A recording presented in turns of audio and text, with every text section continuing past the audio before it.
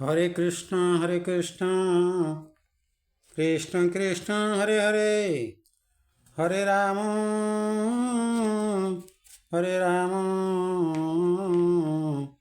राम राम हरे हरे।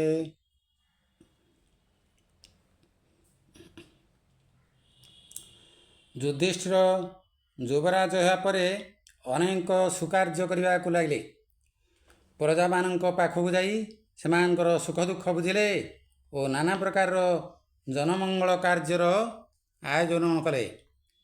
କୃଷି କାର୍ଯ୍ୟର ଉନ୍ନତି ପାଇଁ କେନାଲ ଖୋଦନ, ବସ୍ତ୍ର ଚୟନରେ ଉନ୍ନତ ପ୍ରଣାଳୀର ପ୍ରବର୍ତ୍ତନ, ବହୁଳ ଭାବରେ ବୃକ୍ଷରୋପଣ, ବୈଶ୍ୟମାନଙ୍କର ବାଣିଜ୍ୟ କାରବାର ପାଇଁ ରାଜୋତ୍ସାହ ଓ ସେମାନଙ୍କର ନିରାପତ୍ତା ପାଇଁ ସିପାହୀ ମୁତୟନ କରିବାକୁ ଲାଗିଲେ। ଦରିଦ୍ରମାନଙ୍କୁ ରାଜକୋଷରୁ ବହୁ ଅର୍ଥ ଓ ସ୍ୱର୍ଣ୍ଣ ଦିଆଯାଇ ତାଙ୍କର ସ୍ଥାୟୀ ରୋଜଗାରର ପନ୍ନା ଖୋଲି ଦିଆଗଲା। ଏଥିପାଇଁ ସେମାନେ ନାନା ନୂତନ ବୃତ୍ତି ଆବରି ନେଲେ ଓ ରାଜକୋଷକୁ କୌଣସି ସୁଧ ବା ମୂଳ ଫେରାଇବାକୁ ପଡ଼ିଲା ନାହିଁ। ମଝିରେ ମଝିରେ ଯୁଧିଷ୍ଠିର ନାନା ଉତ୍ସବର ଆୟୋଜନ କଲେ। କଳା ଓ ନିର୍ମାଣ କାର୍ଯ୍ୟର ସୁବନ୍ଦୋବସ୍ତ କରାଇ ସାଧାରଣ ଲୋକଙ୍କୁ କର୍ମ ସଂସ୍ଥାନ ଯୋଗାଇ ଦେଲେ। ଲୋକମାନଙ୍କର ପରିବାର ଧନଧାନ୍ୟରେ ପୂରି ଉଠିଲା। ସମସ୍ତେ ଯୁବରାଜଙ୍କର ଜୟ ଜୟକାର କରିବାକୁ ଲାଗିଲେ। ଏପରିକି ତାଙ୍କ ପିତା ଧର୍ମତା ପାଣ୍ଡୁଙ୍କଠାରୁ ମଧ୍ୟ ସେ ସଦ୍ଗୁଣ ଓ ପ୍ରଜାନୁରଞ୍ଜନରେ ବଳିଗଲେ ବୋଲି ପ୍ରଜାମାନେ କଥାବାର୍ତ୍ତା ହେବାକୁ ଲାଗିଲେ। କିନ୍ତୁ ଆଜିକାଲିକ ଏଇ ମୁଖ୍ୟମନ୍ତ୍ରୀ କିମ୍ବା ପ୍ରଧାନମନ୍ତ୍ରୀମାନେ ବହୁତ ଅନୀତି କାର୍ଯ୍ୟ କରୁଛନ୍ତି। ମନ୍ତ୍ରୀମାନେ କଳା ଟଙ୍କା ଠୁଳ କରୁଛନ୍ତି। ଅବଶ୍ୟ ସମସ୍ତେ ଏକାପରି ନୁହନ୍ତି, କିନ୍ତୁ ଅଧିକାଂଶ ଏହିପରି ଅନୀତି ବାଟରେ ଚାଲୁଛନ୍ତି। ପ୍ରଜାମାନଙ୍କର ସୁଖ ସୁବିଧା ଦେଖୁନାହାନ୍ତି। ଧୃତରାଷ୍ଟ୍ର ପାଣ୍ଡୁଙ୍କ ମୃତ୍ୟୁ ପରେ ଏକ ଅସ୍ଥାୟୀ ବ୍ୟବସ୍ଥା ରୂପେ ରାଜ୍ୟ ଶାସନ କରୁଥିଲେ।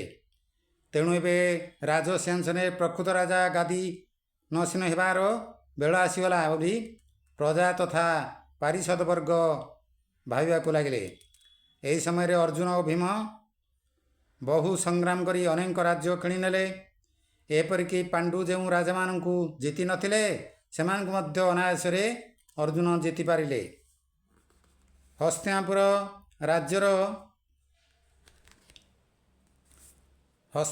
ରାଜ୍ୟର ସୀମା ବହୁତ ବଢ଼ିଗଲା। ଇତିମଧ୍ୟରେ ଭୀମସେନ ଶ୍ରୀକୃଷ୍ଣ ଭ୍ରାତା ବଳରାମ ଠାରୁ ଗଦା ଯୁଦ୍ଧ ଶିକ୍ଷା କରି ଜଣେ ଶ୍ରେଷ୍ଠ ଗଦାଧାରୀ ରୂପେ ପରିଚିତ ହୋଇଥିଲେ।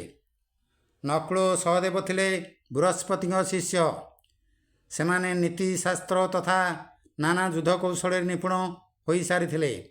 ଏଥିରେ ଦୁର୍ଯ୍ୟୋଧନ ଈର୍ଷାରେ ଜଳିବାକୁ ଲାଗିଲେ। ପାଣ୍ଡବମାନଙ୍କର ଦିନୁ ଦିନ କ୍ରମୋନ୍ନତି ଓ ତାଙ୍କର ଯଶ ପ୍ରଶଂସା ସେ ସହିପାରିଲେ ନାହିଁ। ଏପରିକି ଏଥିଯୋଗୁଁ ସେ ନିଜକୁ ନିଜ ଶର ଦ୍ୱାରା ହତ୍ୟା କରିବେ ବୋଲି ଶକୁନିଙ୍କୁ କହିଥିଲେ। ଶକୁନି ଭଣଜାକୁ ଅନେକ ବୋଧ ଦେଲେ। ଭବିଷ୍ୟତରେ ଯେ କୌରବମାନଙ୍କ ପାଇଁ ସବୁକିଛି ଉନ୍ନତି, ଯଶ ତଥା ରାଜପଣ ଆଣିଦେବେ ବୋଲି ଶପଥ କଲେ। ବଳରାମଙ୍କୁ ମନାଇ ଦୁର୍ଯ୍ୟୋଧନଙ୍କୁ ତାଙ୍କର ଶିଷ୍ୟ କରାଇଦେଲେ ଓ ସେ ତାଙ୍କଠାରୁ ଗଦା ଯୁଦ୍ଧ ଶିକ୍ଷା କରି ଭୀମସେନଙ୍କ ପରି ଖୁବ୍ ଯୋଦ୍ଧା ହୋଇପାରିଲେ। ତେବେ ଯେଉଁଦିନ ବିଦୁର, ଭୀଷ୍ମ, କୃପାଚାର୍ଯ୍ୟ, ବ୍ୟାସଦେବ ଇତ୍ୟାଦି ଯୁଧିଷ୍ଠିରଙ୍କୁ ନିକଟ ଭବିଷ୍ୟତରେ ପ୍ରକୃତ ରାଜା ରୂପେ ଅଭିଷିକ୍ତ କରିବା ପାଇଁ ଧୃତରାଷ୍ଟ୍ରଙ୍କୁ ପରାମର୍ଶ ଦେଲେ, ସେଦିନ ରାତିରେ ଦୁର୍ଯ୍ୟୋଧନ ଶୋଇପାରିଲେ ନାହିଁ। ମାତୃଳ ଶକୁନି ଓ କନିଷ୍ଠ ଦୁଃଶାସନଙ୍କ ସହ ମିଶି ମନ୍ତ୍ରଣା କଲେ। ଏ ମନ୍ତ୍ରଣାରୁ ଏକ ଷଡ଼ଯନ୍ତ୍ର ଜନ୍ମ ନେଲା। ସେତେବେଳେ ହସ୍ତିନାର ଅନତି ଦୂରରେ ଥିବା ବାରଣାବସ୍ତରେ ଏକ ମେଳା ଲାଗିଥିଲା। ଏହା ଏକ ଅତି ବିଶିଷ୍ଟ ବାର୍ଷିକ ମେଳା। ସେଠିକାର ପ୍ରଜା ତଥା ରାଜପ୍ରତିନିଧିମାନଙ୍କୁ ନାନା ଭାବରେ ମନାଇ ପାଣ୍ଡବମାନଙ୍କୁ ସେଠାକୁ ନିମନ୍ତ୍ରଣ କରିବାରେ ବ୍ୟବସ୍ଥା କରାଗଲା। ସମସ୍ତ ପ୍ରଜାମାନେ ଏଥିରେ ଖୁବ୍ ଖୁସି ହେଲେ। ବିଶେଷ କରି ବାରଣାବତ ନଗରୀକୁ ଯିବା ପାଇଁ ସେହି ସ୍ଥାନର ପ୍ରଜାମାନେ ପାଣ୍ଡବମାନଙ୍କୁ ଏକାନ୍ତ ଅନୁରୋଧ କରି ବସିଲେ। ଏଣେ ଦୁର୍ଯ୍ୟୋଧନ ପିତାଙ୍କ ଆଗରେ ତାଙ୍କ ହୃଦୟର ଦୁଃଖ ବର୍ଣ୍ଣନା କଲେ। ଯୁଧିଷ୍ଠିର ରାଜା ହେଲେ ବଂଶ ପରାକ୍ରମ ନୁହେଁ, ପାଣ୍ଡବ ରାଜତ୍ୱ ହିଁ ଚାଲୁ ରହିବ। ଆମ୍ଭେ ଶତଭ୍ରାତ ଅନାଥ ହୋଇଯିବୁ। ଏଥକୁ କିଛି ଉପାୟ କରନ୍ତୁ, ନଚେତ ଆମମାନେ ଆତ୍ମହତ୍ୟା କରିଦେବୁ। ଧୃତରାଷ୍ଟ୍ରଙ୍କର ଦୁର୍ଯ୍ୟୋଧନ ପ୍ରତି ଅତ୍ୟନ୍ତ ଦୁର୍ବଳତା ଥିଲା। ତାର କଥା ଶୁଣି ଅତ୍ୟନ୍ତ ଆତୁର ହୋଇପଡ଼ିଲେ। କିନ୍ତୁ ନ୍ୟାୟତଃ ଯୁଧିଷ୍ଠିରଙ୍କୁ ରାଜା କରିବାକୁ ସେ ବାଧ୍ୟ। ତେଣୁ ସେ ଅତ୍ୟନ୍ତ କର୍ତ୍ତବ୍ୟ ସଙ୍କଟରେ ପଡ଼ିଲେ। ଏହି ସମୟରେ ଦୁର୍ଯ୍ୟୋଧନ ପାଣ୍ଡବମାନଙ୍କୁ ବାରଣାବତ ପଠାଇ ଦେବାର ପ୍ରସ୍ତାବ ଦେଲେ। ତାହେଲେ ସେମାନଙ୍କର ଅନୁପସ୍ଥିତିରେ ନାନା ପ୍ରକାରର ଆଲୋଚନା କରିହେବ ଓ କିଛି ଗୋଟାଏ ବାଟ ବାହାର କରାଯାଇପାରିବ। ଧୃତରାଷ୍ଟ୍ର ଦୁର୍ଯ୍ୟୋଧନଙ୍କର ଏ ପ୍ରସ୍ତାବରେ ରାଜି ହେଲେ। ଯୁଧିଷ୍ଠିରଙ୍କୁ ଡାକି ସେ କହିଲେ, ପୁତ୍ର, ବାରଣାବତର ପ୍ରଜାମାନେ ଆନନ୍ଦରେ ସେଠାରେ ତୁମକୁ ଅପେକ୍ଷା କରିଛନ୍ତି। ସେଠିକାର ବାର୍ଷିକ ମେଳାରେ ସେମାନେ ତୁମମାନଙ୍କର ସାନ୍ନିଧ୍ୟ ଚାହାନ୍ତି। ମୁଁ ଚାହୁଁଛି ତୁମେମାନେ ପ୍ରଜାଙ୍କ ସ୍ନେହ ରକ୍ଷା ପାଇଁ ସେଠାକୁ ଯିବା ଉଚିତ। ଯୁଧିଷ୍ଠିର ବିନା ବାକ୍ୟ ବଳରେ ମହାରାଜାଙ୍କର ପ୍ରସ୍ତାବ ଗ୍ରହଣ କରି ନେଲେ। ବହୁ ଧନରତ୍ନ, ସ୍ୱର୍ଣ୍ଣ, ହୀରା, ମୋତି ସହ ସେଠାକୁ ଯାଇ ବ୍ରାହ୍ମଣମାନଙ୍କୁ ଖୁବ୍ ଦାନ ତଥା ଦରିଦ୍ରମାନଙ୍କୁ ଯଥେଷ୍ଟ ସାହାଯ୍ୟ ଦେବା ପାଇଁ ସେ ଯୁବରାଜଙ୍କୁ ପରାମର୍ଶ ଦେଲେ। ପରେ ପରେ ମହାରାଜାଙ୍କ ଆଜ୍ଞାକୁ ଶିରୋଧାର୍ଯ୍ୟ କରି ପାଣ୍ଡବ ପାଞ୍ଚ ଭାଇ ଓ ମାତା କୁନ୍ତୀ ସମସ୍ତଙ୍କଠାରୁ ବିଦାୟ ନେଇ ଘେନି ଅତି ଆନନ୍ଦିତ ମନରେ ବାରଣାବତ ପ୍ରସ୍ଥାନ କଲେ। ବିଦାୟ ବେଳରେ ବିଦୁର ଯୁଧିଷ୍ଠିରଙ୍କୁ ଡାକି ଚାରୋଟି ଗୁପ୍ତ ଉପଦେଶ ଦେଲେ। ନୀତିବାନ ପୁରୁଷମାନେ ଶତ୍ରୁର ସମସ୍ତ ଚାଲ ଅତି ସହଜରେ ବୁଝିପାରିଥାନ୍ତି। ତେଣୁ ଚତୁର ବିଦ୍ୱାନ ପୁରୁଷ ଜାଣିବା ଦରକାର ଯେ ଖାଲି ଲୌହସ୍ତ୍ର ଶରୀରକୁ ନଷ୍ଟ କରେ ନାହିଁ। ଦ୍ୱିତୀୟତଃ ଅଗ୍ନି ସମସ୍ତ ଜୀବଜନ୍ତୁ ପ୍ରାଣୀ ଜଙ୍ଗଲକୁ ଛାରଖାର କରି ଦେଇପାରେ, କିନ୍ତୁ ବିଳରେ ଥିବା ମୂଷିକର ତାହା କୌଣସି କ୍ଷତି ଘଟାଇପାରେ ନାହିଁ। ଦ୍ୱିତୀୟତଃ ଅପରିଚିତ ରାଜ୍ୟରେ ଏଣେତେଣେ ବୁଲାବୁଲି ବା ଭ୍ରମଣ କରିବା ଦ୍ୱାରା ବାଟଘାଟ ଚିହ୍ନି ହୋଇଯାଏ ଓ ଅନ୍ୟ ଦେଶରେ ଚଳିବା କିଛି କଷ୍ଟକର ହୁଏ ନାହିଁ। ଚତୁର୍ଥତଃ ପଞ୍ଚ ଇନ୍ଦ୍ରିୟକୁ ନିଜ ନିୟନ୍ତ୍ରଣରେ ରଖିପାରିଲେ କୌଣସି ଶତ୍ରୁ କେବେ ହେଲେ କିଛି ଅନିଷ୍ଟ କରିପାରିବେ ନାହିଁ। ଚତୁର ନୀତି ନିପୁଣ ଯୁଧିଷ୍ଠିର ଶାସ୍ତ୍ର ନିପୁଣ ଓ ବଳିଷ୍ଠ କୂଟନୀତିଜ୍ଞ ବିଦୁରଙ୍କର ଉପଦେଶର ମର୍ମ ସମ୍ୟକ ଭାବରେ ମର୍ମସ୍ଥ କରିନେଲେ। ବାରଣାବତରେ ତାଙ୍କ ପ୍ରତି କି ବିପଦ ଅପେକ୍ଷା କରି ରହିଛି ଓ ସେଥିରୁ ସେମାନେ କିପରି ରକ୍ଷା ପାଇବେ ତାର ଇସାରା ସେ ବିଦୁରଙ୍କର ଏହି ଉପଦେଶରୁ ଠିକ୍ ପାଇଗଲେ। ଏହି ସମୟରେ ଗୁରୁ ଦ୍ରୋଣାଚାର୍ଯ୍ୟ ପାଣ୍ଡବମାନଙ୍କ ପାଖରେ ପହଞ୍ଚି ଅର୍ଜୁନଙ୍କୁ ପାଖକୁ ଡାକିଲେ ଓ ତାଙ୍କୁ ବକ୍ଷଲଗ୍ନ କରାଇ କହିଲେ, ମୁଁ ହେଉଛି ଅଗସ୍ତ୍ୟ ଶିଷ୍ୟ ଭରଦ୍ୱାଜ, ତାଙ୍କ ଶିଷ୍ୟ ଅଗ୍ନିଦେବଙ୍କ ଶିଷ୍ୟ। ସେ ମୋତେ ବ୍ରହ୍ମଶିର ନାମକ ଅତିଶକ୍ତି ବିଶିଷ୍ଟ ବ୍ରହ୍ମ ଆଗ୍ନେୟାସ୍ତ୍ର ଦାନ କରିଥିଲେ। ଏହାର ପ୍ରୟୋଗ ବିଧି ମୁଁ ତୁମକୁ ଆଗରୁ ଶିଖାଇ ସାରିଛି। ଏବେ ଏହି ମହାଶସ୍ତ୍ରକୁ ତୁମକୁ ପ୍ରଦାନ କରୁଛି। ଏ ବିଶ୍ୱରେ ଏହାଠାରୁ ବଳିଷ୍ଠ ଅସ୍ତ୍ର ଆଉ ନାହିଁ। ଭବିଷ୍ୟତରେ କ'ଣ ନ ଘଟିବ କିଛି କହିହେବ ନାହିଁ। ଯଦି ତୁମକୁ କେବେ ବାଧ୍ୟକତାରେ ମୋ ବିରୁଦ୍ଧରେ ଯୁଦ୍ଧ କରିବାକୁ ପଡ଼େ, ତେବେ ତୁମେ ମୋତେ ପରାସ୍ତ କରିବାକୁ ପଛାଇବ ନାହିଁ। ଏଥିରେ ମୋର ଅଶେଷ ଓ ଅଖଣ୍ଡ ଆନନ୍ଦ ଲାଭ ହେବ।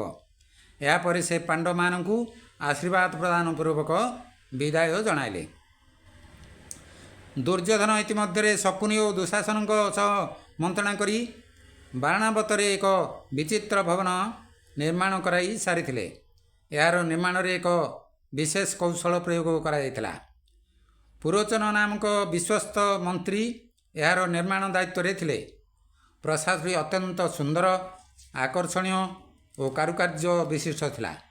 ହେଲେ ଏହାର ସମସ୍ତ କାନ୍ଥ ଓ ଛତ୍ରରେ ଲାକ୍ଷାର ବହଳ ଲେପ ଦିଆଯାଇ ଖୁବ୍ ସୁନ୍ଦର ଓ ଜ୍ୱଳନଶୀଳ କରାଯାଇଥିଲା।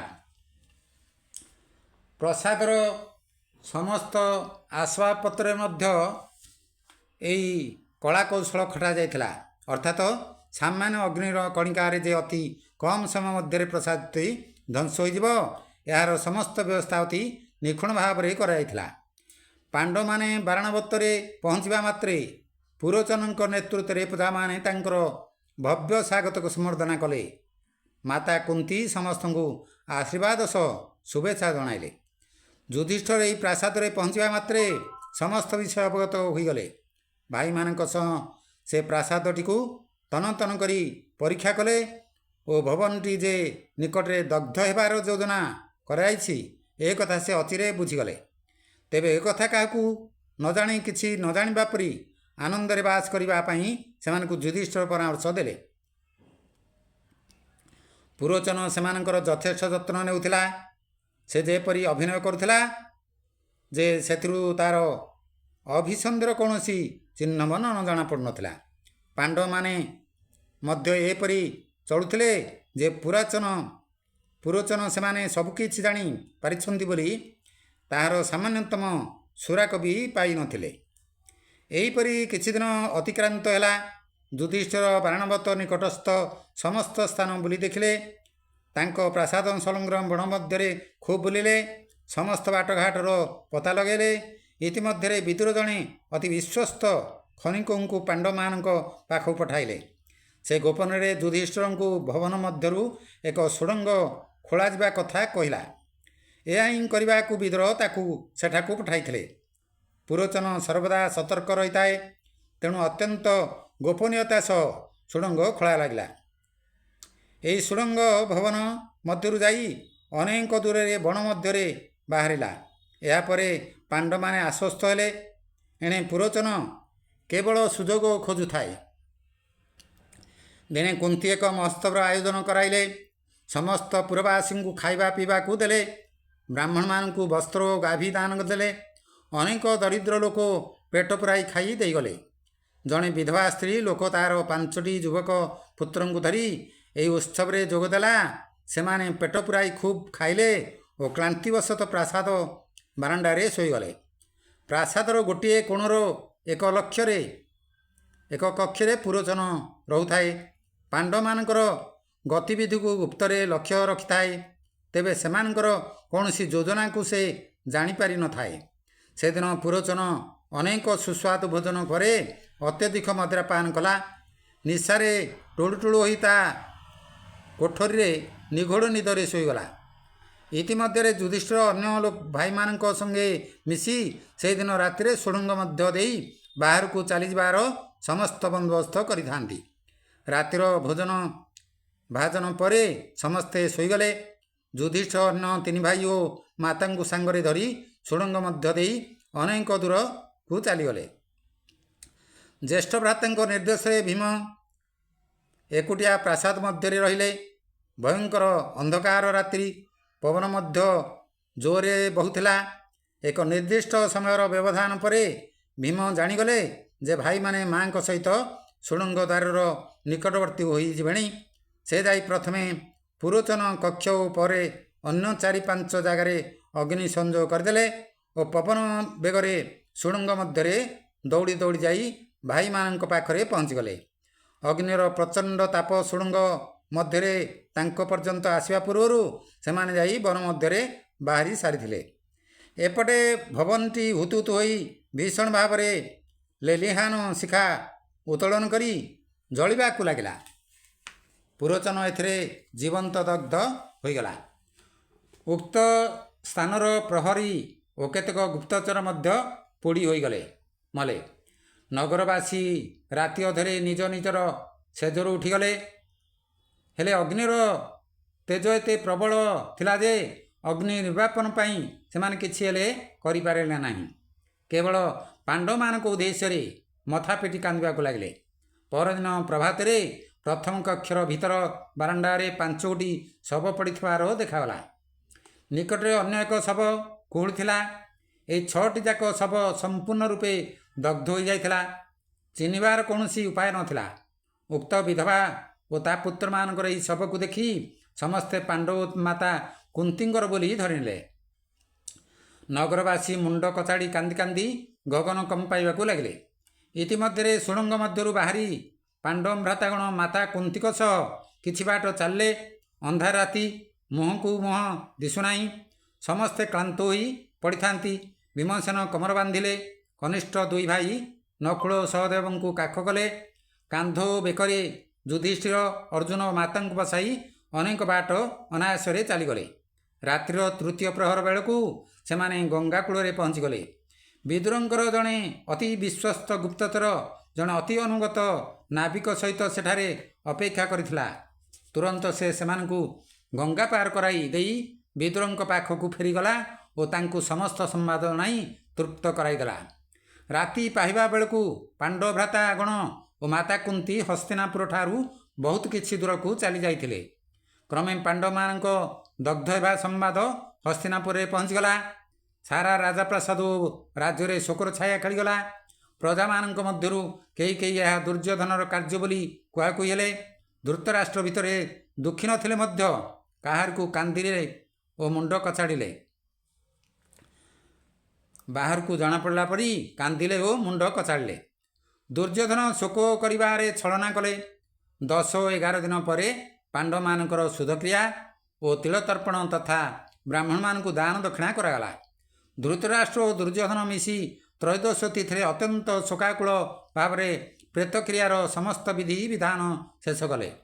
ପାଣ୍ଡବମାନେ ବନ ମଧ୍ୟରେ ଅନେକ ବାଟ ଯିବା ପରେ ଭୀମ ସମସ୍ତଙ୍କୁ ନିଜ ସହରରୁ ଓହ୍ଲାଇଲେ ଓ ନିକଟରେ ଥିବା ଏକ ଜଳାଶୟରୁ ପଦ୍ମପତ୍ର ସାହାଯ୍ୟରେ ଜଳାଣି ତୃଷାର୍ତ୍ତ ମାତା ଓ ଭାଇମାନଙ୍କୁ ପିଆଇଲେ।